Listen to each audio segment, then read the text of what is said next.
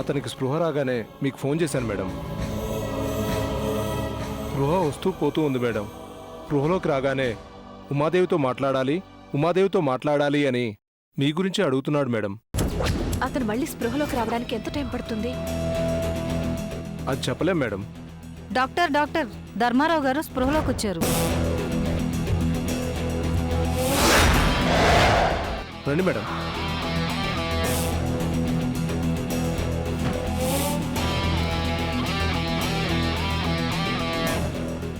ధర్మారావు గారు,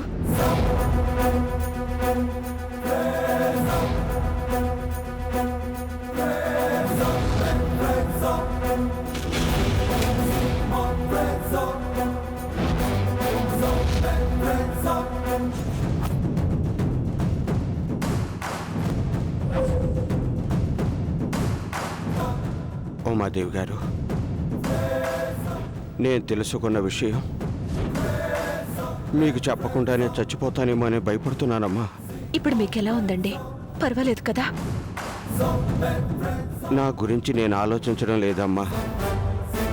నీ కొడుకు గురించి నీకు చెప్పాక నా ప్రాణం పోయినా పర్వాలేదు.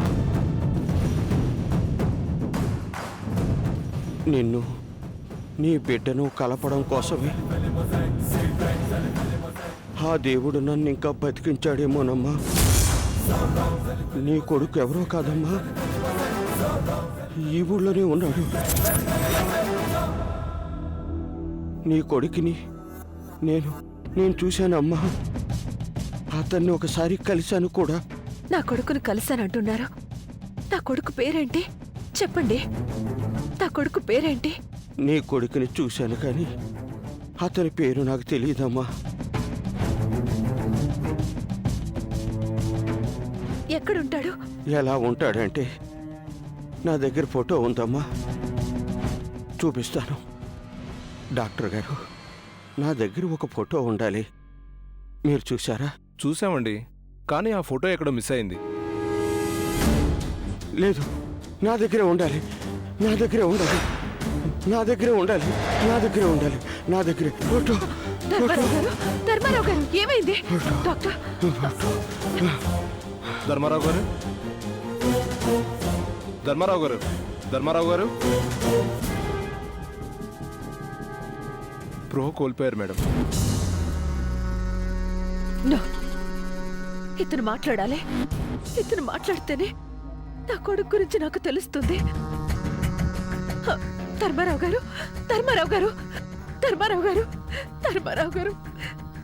మాట్లాడండి. మేడం, ధర్మారావు గారు, స్పృహలో లేని వ్యక్తిని మాట్లాడించే ప్రయత్నం చేయకూడదు.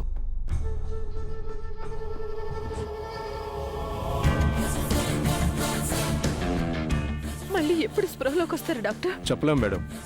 1 గంటలో రావచ్చు, లేదా 3-4 రోజులు రాకపోవచ్చు. స్పృహలోకి రాగానే వెంటనే నేనే మీకు ఫోన్ చేస్తాను.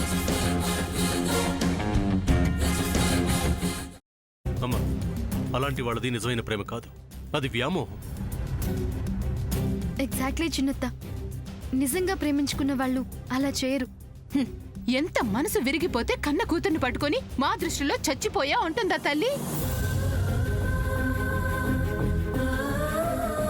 అది సరే అమ్మా, తన కూతురుతో తన మాట అనేటప్పుడు ఆమె మాటల్లో వ్యథ, కళ్ళల్లో బాధ గమనించావమ్మా? పెద్దబాబుకు బర్త్డే విషెస్ చెప్పు కూడా వెళ్ళాం కదా. ఊరికే ఎలా కాలిపోతుంది? మంట పెడితేనో పడితేనో తగలబడుతుంది.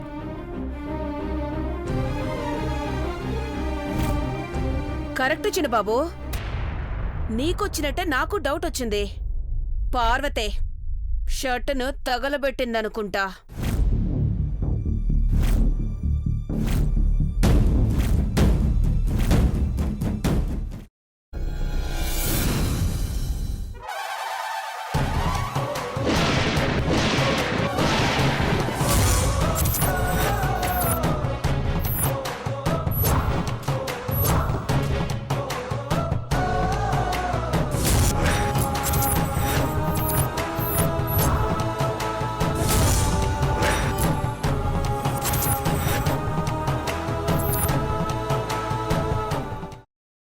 తర్వాత పొట్టు తీసేసి చాప్ చేసి పక్కన పెట్టుకోవాలి. ఒక ప్యాన్లో కొద్దిగా నూనె వేడి చేసి అందులో ఆవాలు, మినప్పప్పు, శనగపప్పు, కరివేపాకు, సన్నగా తరిగి పెట్టుకున్న ఉల్లిపాయలు వేసుకుని 1 నిమిషం పాటు వేయించుకోవాలి. ఆ తర్వాత కాల్చి కట్ చేసి పెట్టుకున్న వంకాయని కూడా అందులో వేసుకుని బాగా మిక్స్ చేసి బౌల్లోకి ట్రాన్స్ఫర్ చేసుకుని అందులో తగినంత చిక్కటి పెరుగు లేదా పల్చటి పెరుగు వేసుకుని మిక్స్ చేసి అన్నంతో కానివ్వండి, చపాతీతో కానివ్వండి సర్వ్ చేసినా చాలా బాగుంటుంది.